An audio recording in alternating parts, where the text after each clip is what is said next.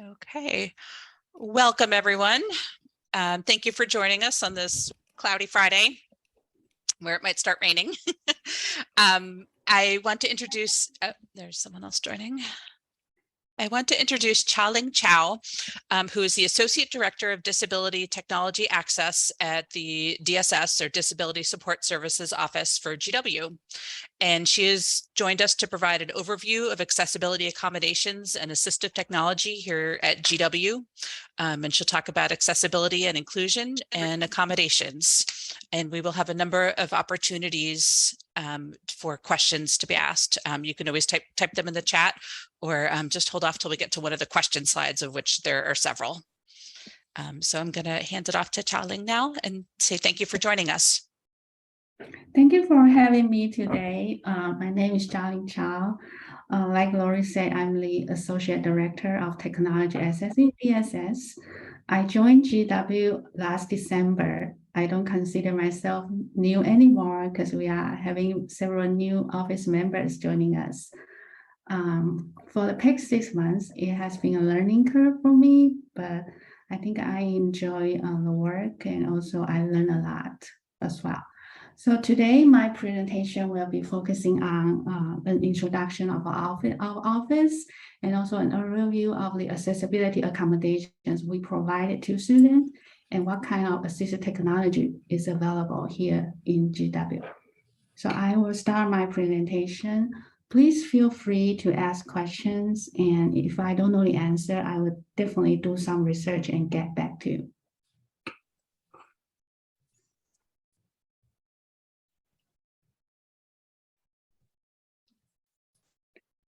Sorry. Our office is within the Diversity, Equity, and Community Engagement Division at GW. The university has designated us as the department to ensure access to university classes, programs, and activities for all disabled students. DSS facilitates access by either determining reasonable accommodations through an interactive process or redesigning aspects of our university experience to be inclusive for all participants. I'm going to introduce our office members on the following 2 slides. We have Dr. Butler as our director, and we are in the hiring process for the assistant director. Anne will joining us next week, and she is the new senior accessibility associate. You may interact with one of our or some of our office members here. Ashley Smith, who's in charge of the test proctoring service, and Liz is helping her with that. Liz also help with arrange note-taking service if needed. And we have Michael joining us next week. He is the new administrative associate. And we also have staff interpreters and project specialists in our office. They are Cheryl, Elizabeth, and Perena. How does a student connect with DSS? The student need to start with the registration process. There's a link in our SharePoint for them to submit their registration form and also documentation. For us, documentation is very important. We start our review by looking at the content of the documentation, and we also interview the student, and if needed, we also talk to the provider. So it's a very interactive, collaborative process. And so after we have gathered all information or data, if we feel like we can finalize the accommodation, we send the student the eligibility letter. And this letter is only for students. It shows that DSS has reviewed their accommodation request, and it will also list the accommodation approved. For School of Medical and Human Sciences, we provide memo to the program director. At any time, student is welcome to submit additional accommodation request. We don't have the deadline. We review the requests as they come in. Sometimes accommodation will transfer to clerkships, rotations, and internships. in this kind of occasion, student would need to meet with their DSS representative to discuss the appropriateness of the accommodations to be transferred to a clinical setting. And we will also consult the program directors or faculty to identify if an accommodation presents a fundamental alteration. I'll pause here. Any questions? Just a Hi, quick. Charlie. Oh, sorry. No, go ahead. Hi, Charlie. This is Nate Wardlow from the PA program. I just wanted to be clear that when students transition, let's say they have accommodations in the didactic year of the program, when they transition to the clinical year of the program and they're going to start clinical rotations, did I hear you say that they should reapproach DSS to see if they may need an alteration to their accommodations? I mean, I would suggest the student reach out to Dr. Butler, because Dr. Butler right now, she's the reviewer for your school. And I have seen students come back to us and asking about the accommodation provided in the rotations. Yes, I would say it's always a good idea to review before they start their internship or their rotations. Okay, thank you. Sure. And I had a quick question about the turnaround. You said that that DSS is always available for students to reach out to for accommodation. There's no deadline for it. What's the expected turnaround between when a request is made and when a decision on accommodation is likely to come out? I know that there can be special circumstances that might take slightly longer. But in general, if a student, say, made a request for accommodation on a Wednesday and they had an exam on a Friday, would there be a decision from DSS before that exam happened and we would have to make accommodation before that exam would take place? Just thinking about it from a logistical standpoint. It could be challenging for us to approve an accommodation within 2 business days. Generally speaking, we have 10 business days to close a review once we have gathered all the information. Perfect. I think 10 days is plenty of time for us to also know about the fact that an accommodation is being pursued and therefore make any accommodations we need to on the back end. I just wanted to make sure that was also part of the calculation. Thank you. Sure. But I also want to say that we try to help out. If the student can give us, complete information and we feel like it's adequate for us to approve, we'll do that. But sometimes there could be delays. For example, we are waiting for an updated document, or we are waiting to schedule a discussion with the provider, and those can delay the process.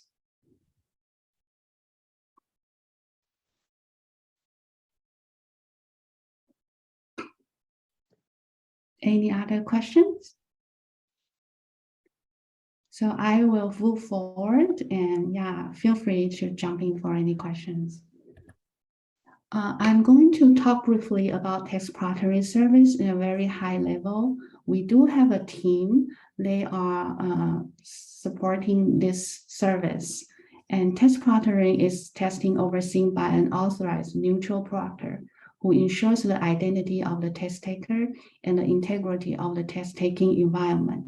In short, a proctor is a proxy for the instructor who oversees a test. Testing accommodations provided at DSS need to be approved, and we recommend students to come to us and start their registration as soon as they know they might need the service. And so some of the test proctoring accommodations are like extended time, and most of the students, they have a standard one, which is time and a half, 50% more. Some, I have seen a few number of students who have the double time, but everything we approved would be based on the documentation and also the experience of the students. And some other testing accommodation, including private room or the permission to access food, water, bathroom, or the permission to use calculator or word processing software. So there are various different kinds of text proctoring accommodations available here, and we always try to apply those ones which we consider reasonable. I'm going to talk about assistive technology, which is my area in DSS. Assistive technology is any item, piece of equipment, software program, or product system that is used to increase, maintain, or improve the functional capabilities of persons with disabilities. There are so many different kinds of assistive technologies. They can be high-tech, low-tech, such as even a communication board made of a cardboard can be assistive technology. And we can look at a specialized computer as a piece of assistive technology as well. We also consider the learning, the instructional materials used in the classroom, or the teaching aid used in the classroom as part of the assistive technology. And of course, there are even more. If we look at a wheelchair, we look at a special switch, they are also considered as assistive technology as well.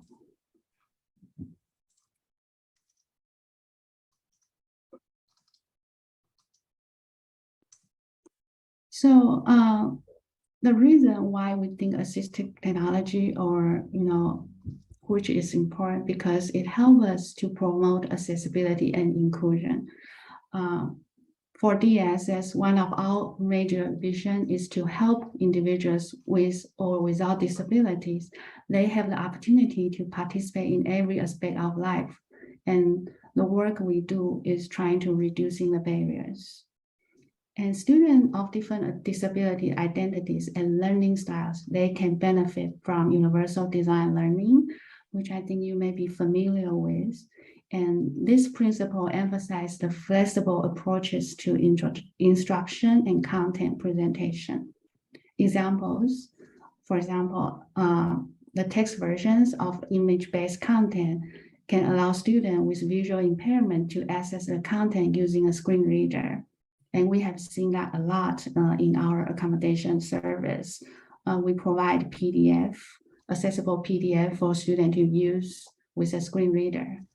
And lecture capture, I think you also utilize that in your school. And it not only benefits students that they have disabilities, it also benefits all the students for them to review the instructional content at their own pace and their own time.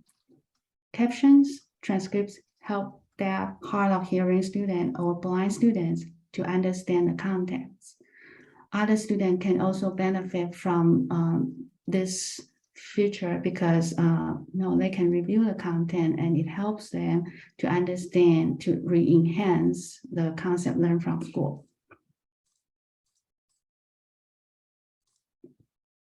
I want to talk about accessibility in Blackboard and Panopto.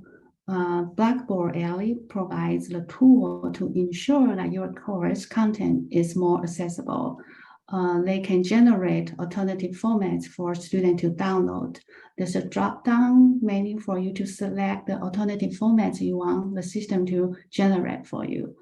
And they also provide accessibility scores for your review and give you feedback on how to improve your accessibility score. And Panopto is a tool so far I have not experienced it myself. I think in the future I would like to try it, but just from the research I have done, I think it's a very powerful tool. It captures multiple inputs together all at once. That's very nice. And every video uploaded into this platform, they provide the machine transcribed caption using automatic speech recognition technology. And it also can be integrated in Blackboard. So for example, if you have a Blackboard course and you want to upload the video generated in Panopto, that can be an easy process. I want to introduce you of some assistive technology offered through DSS. Kurzweil. Kurzweil is a downloadable license, and it also has a web-based platform for accessing text-to-speech software, and such as, it's a screen reader actually. We do have the site license now, and we are in the process of working with IT to provide Kurzweil to every member of GW if they are interested. And Kurzweil for me is more than a screen reader. I see it can be a very powerful learning tool. The student can listen to it, the student can view the content at the same time, and they also have other tools such as a dictionary, a note-taking software, a note-taking feature, or the highlight, like any feature we can think of as a reader that it's available here. It's very powerful, actually. That's why we want to introduce it to the campus. And we also provide Braille format. We do have the capability to produce Braille in our office here. And Glean is a note-taking software we provide to students during our accommodation review. If we think it's appropriate, we'll provide this software. What it does is that the software will do the recording of the instruction. And after the recording is completed, it converts the recording into a text file, such as a Word document, so the student can do their editing. We also provide different kinds of devices to assist students who are hard of hearing, such as the Roger device and the AVA software, which is an AI captioning software. And we also provide lavalier microphones for professors to wear to support students who need car service. Car service is the live captioning service we provide. We do maintain 2 technology labs in Gelman Library, and the library is, the lab is available when the library is open. Students, they do need to be granted the access through the accommodation review. We have different kinds of hardware, such as the monitor, the scanner, the printer, and we have the Braille embosser for our Braille production. We also have a Clearview magnifier for students to enlarge the content from the book or the screen content. And we are always in the process of reviewing AT innovations and identify our equipment software needs. So we always encourage students to let us know their experience. Even they can suggest some device if they have used them and think they are good for us to have. And we have the software, JAWS as a screen reader, the room test magnifier reader. We do have Kurzweil in the library lab as well. We have a Duxbury for Braille production and Dragon Natural Speaking for voice detection. Any questions? I have a couple, but does anybody else want to jump in first?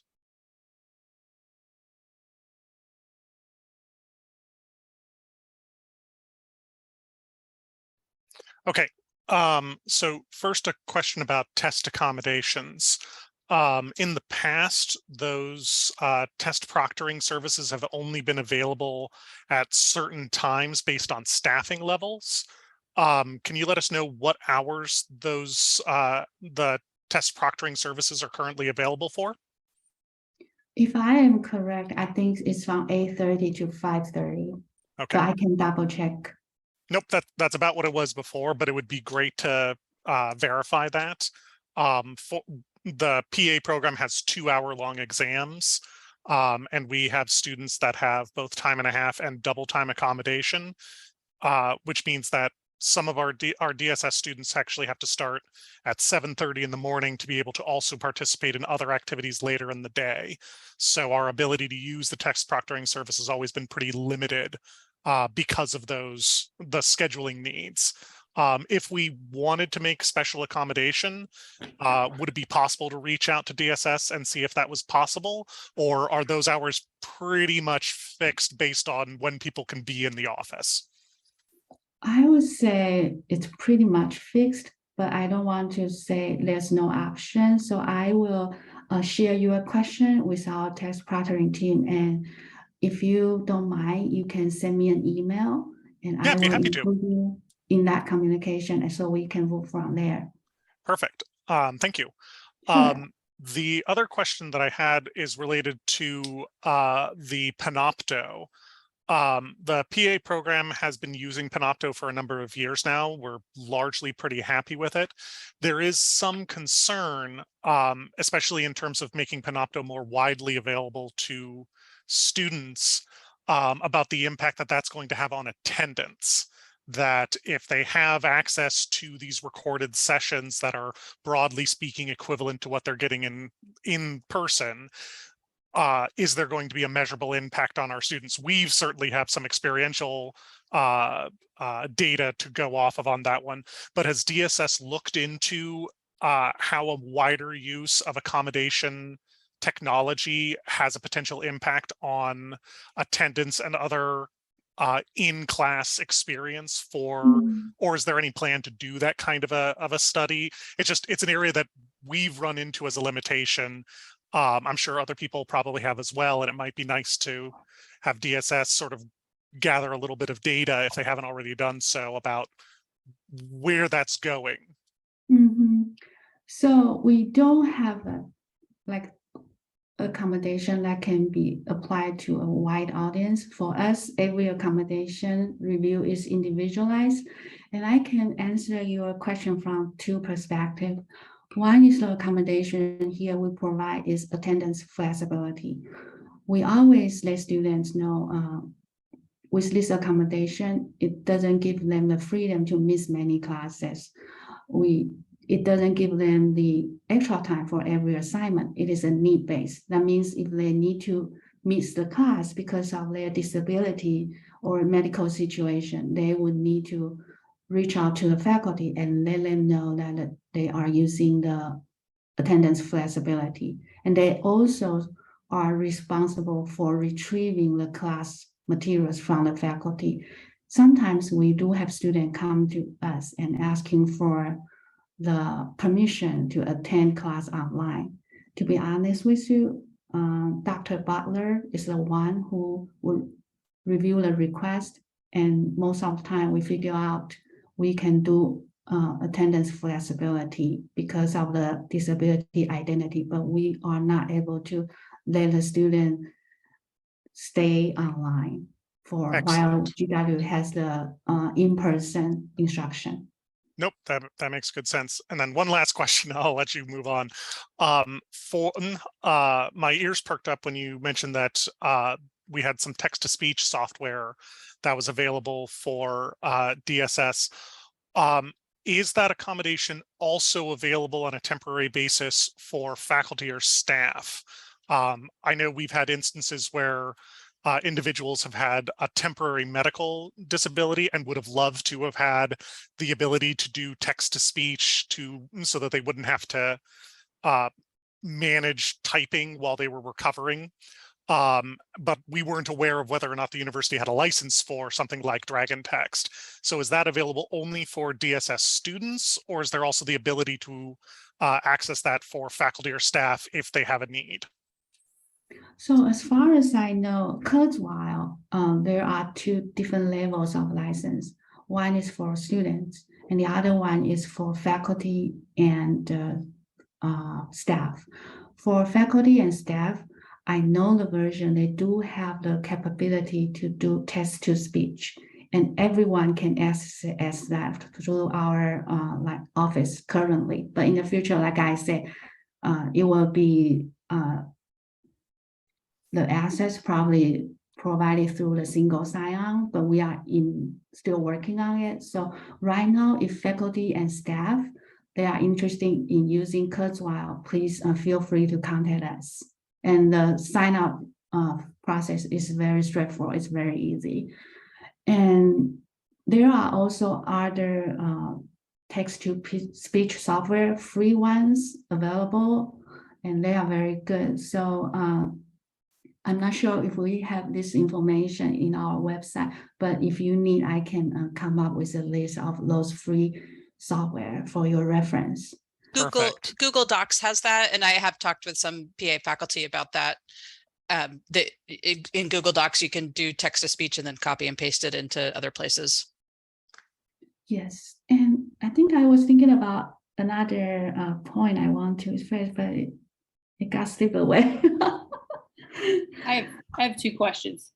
Okay. One, I mean, you're telling us what's available, but as representatives of any one program, we should not be making recommendations to students as to what we think they need, because that is not our place. You're just letting us know, right? Really, our responsibility would be to refer a student who we might see is struggling or who's coming into the university with previous accommodation to DSS.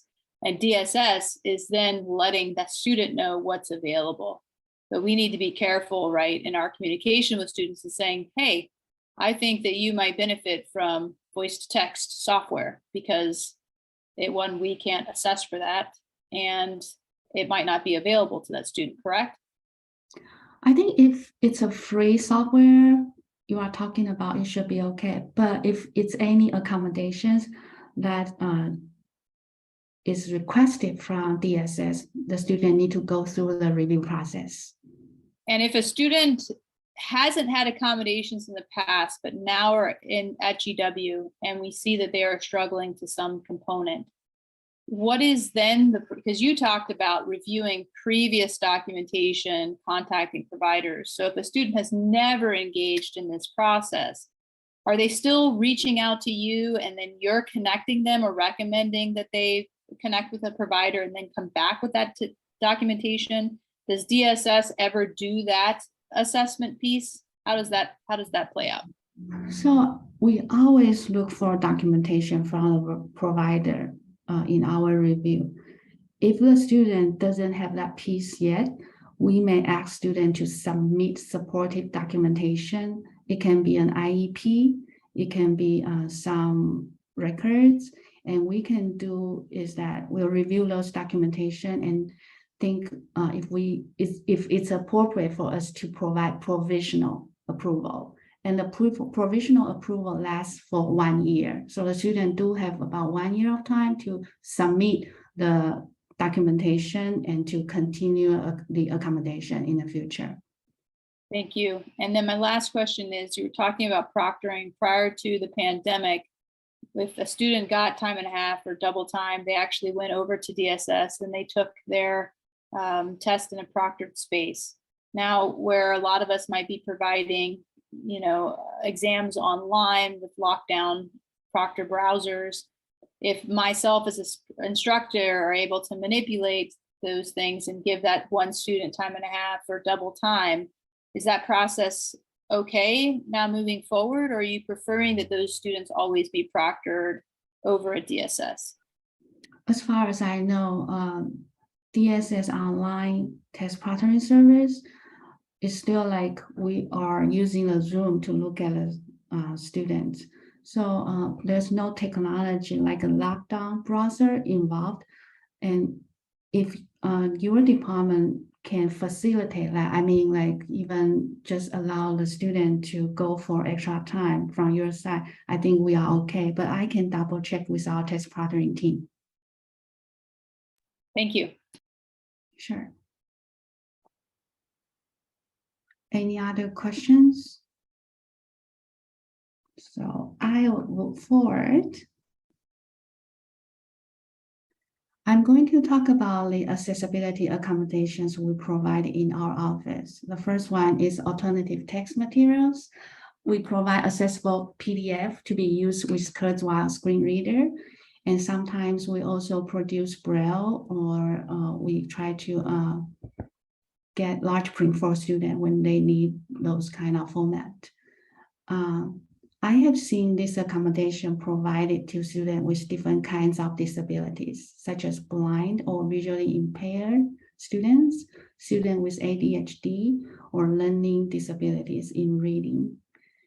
The lead time for this service is about, I would say, 7 to 10 business days, but we always try our best to provide the material before the class. But sometimes the student, they can send in their request late, And when we are not able to get the PDF version from the resources or publisher we know, it may take longer time. Some considerations for you to refer when selecting materials. We recommend that you provide clean copies of articles, library resources, and class postings. A clean copy is not crude, free of underlining, notes, and any has clear letters as a presentation there. So if we need to reproduce, it's easier. And we have run into the situation that the book is out of print and it's not accessible. And what we do in that process was that we reproduce the material from scratch. So it takes a long time to provide this format to the student. So if you do need to use an out of print books, my recommendation is that you let us know and we'll see what we can do from there. We also provide American Sign Language interpreting in the classroom. And interpreters, they interpret between two languages, ASL and English. The interpreter begins to convey a sentence in the target language while listening or watching the message being delivered in the source language. I don't see any student from School of Medicine and Human Sciences requesting this service yet. We also offer note-taking service. Most of the time, students, they are given a license to use the Glean in the classroom. Glean can be used for both in-person and online classes. Sometimes we do provide professional transcribers in the classroom, and this service will need to be approved by the DSS associate. CART service. CART refers to Communication Access Real-Time Translation, and it's the instant translation of the spoken word into English text using a machine and notebook computer and real-time software. During the pandemic, we offer this service mostly remotely. And right now, even we are go back into in-person instruction, we still have a very hard time locating the service provider who are willing to come to the classroom. So I would say currently CART service is provided remotely, but it seems to be working pretty well and the students, they are happy about the result. So for this service, we also provide microphones whereby professors. It's a small piece of microphone. You can clip it on your shirt and it provide better audio fit for the students and the captioner.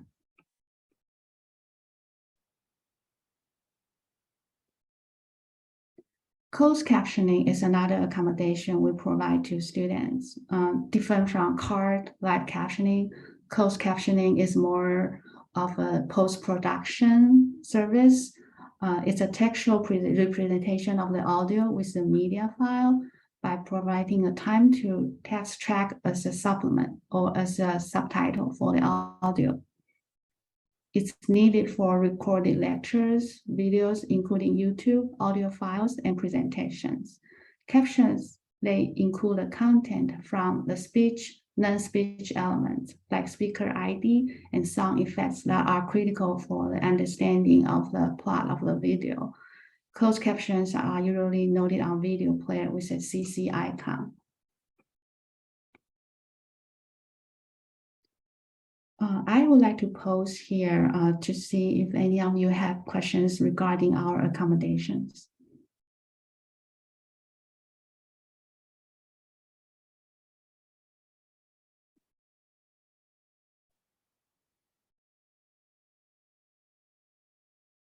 Okay, so I'll talk about the support for students with learning disabilities or executive function disorder. Currently, we don't offer any steps resource here. For example, students sometimes they come back to us, I have ADHD, I need someone to help me with my learning situation. I need someone to check with me regularly.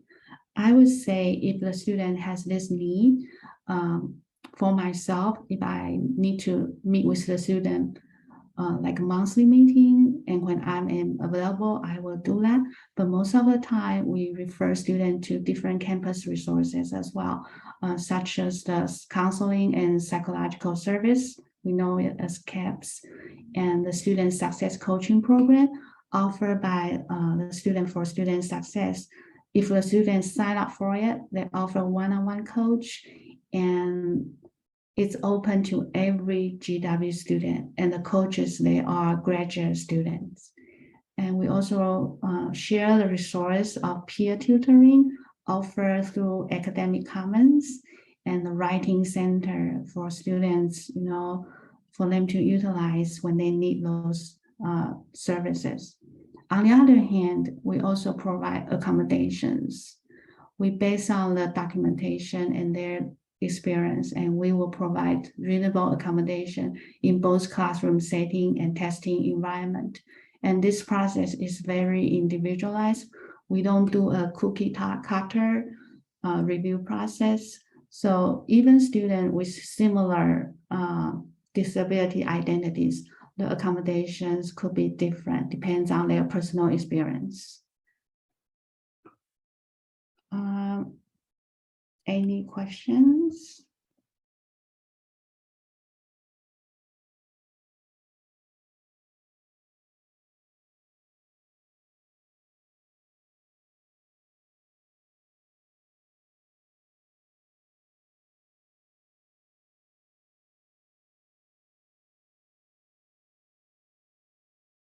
I think that's the end of my presentation, and feel free to ask any questions. Like I say, if I don't know, I will reach out to my colleague and get back to you.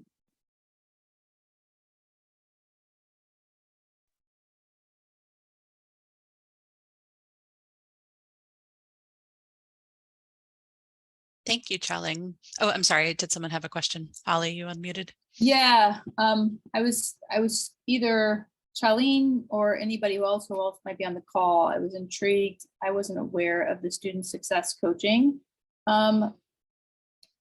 opportunities, and I was just curious as to what that entails. I quickly Googled it and saw that it was more in reference to undergrad. It didn't say graduate. You said it was open to all students, but maybe what that entails specifically, and if anybody else might be able to speak to what value they've seen that add to the students that they've referred for those services. As far as I know, in my accommodation review, I have seen undergraduate students who appreciate this service. So the coach will meet with students regularly and identify the challenges in their academic life and provide recommendations or strategies.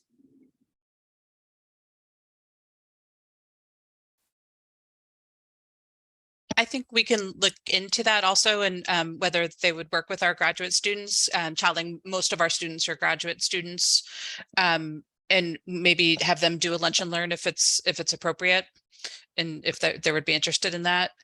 There's also the Office of Student Success for SMHS, which may be able to help set up with some similar services, and might be good to have them do a lunch and learn as well, now that I'm thinking about it.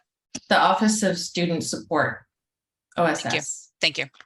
And they do have learning specialists that do work with graduate students, I think.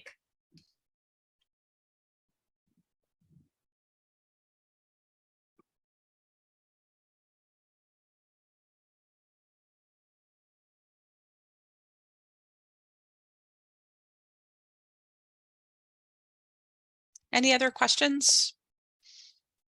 I would also just add that we in Impact are here to help kind of when you're creating course materials or have questions about Blackboard Ally or Panopto, we would like all documents to be as accessible as possible regardless. And, that is GW's policy, but, we know that's a lot of work and it's not often happening, but we're here to help all faculty take steps in that direction. Oh, and there's a chat message. from Terry Edwards saying that OSS is available to all SMHS students, and she's the learning specialist. Terry, if you are comfortable, you can feel free to unmute and talk a little bit more about what's provided, but we can also talk about doing a separate session. I can unmute myself.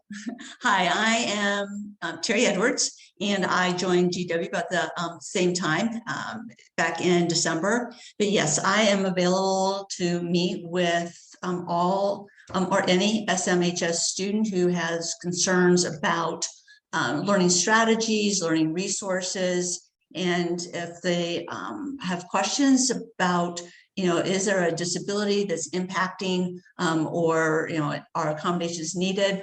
Of course, I don't make that decision, but I am someone who's willing to have that conversation with them and then refer them over to DSS. As you all know, a lot of times a student does not want to reveal that sort of personal information to their faculty, but OSS is a very safe place to do that. In addition to myself, Carmen Session provides resource coaching sessions with students. So if they know they need some assistance, they know that they just need to get their hands on something that's just provided to everyone at GW and SMHS, Carmen is a great person to contact, and faculty and students can reach out to the office to get in contact with Carmen. Thank you. So maybe Charlene and Terry, what would be the recommended kind of chain of command for a student who's not coming to the university with a documented disability? So Terry said, hey, I'm happy to have the conversation with students if they think there's some kind of a learning disability or something that might be pressing, but I'm not going to make that diagnosis. I'm going to refer them to DSS. Or should we be suggesting, hey, this service is available, refer them to DSS, or should it go from maybe us to OSS and then OSS refers to DSS? How would you like that to be done? I think you could refer the student to us, and we would kind of go over the documentation guideline with the student and see what their feedback is. Because by law, we do need the documentation to provide the accommodation. And my role would be just sometimes students want to talk about it before they go to DSS, and it's just a general conversation that they can have with someone in the Office of Student Support. Thank you.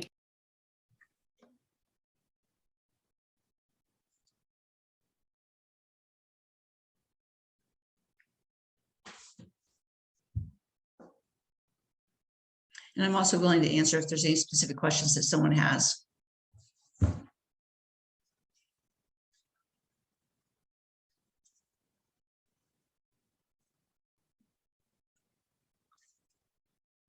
Any other questions?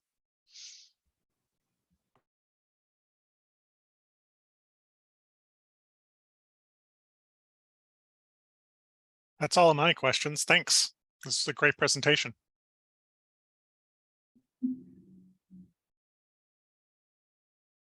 Yeah, thank you very much. And I would say to all the faculty and staff, please, reach out when you have questions or have concerns.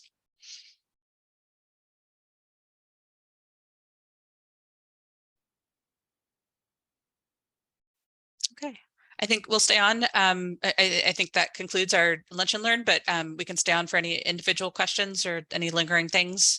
But I will stop the recording now.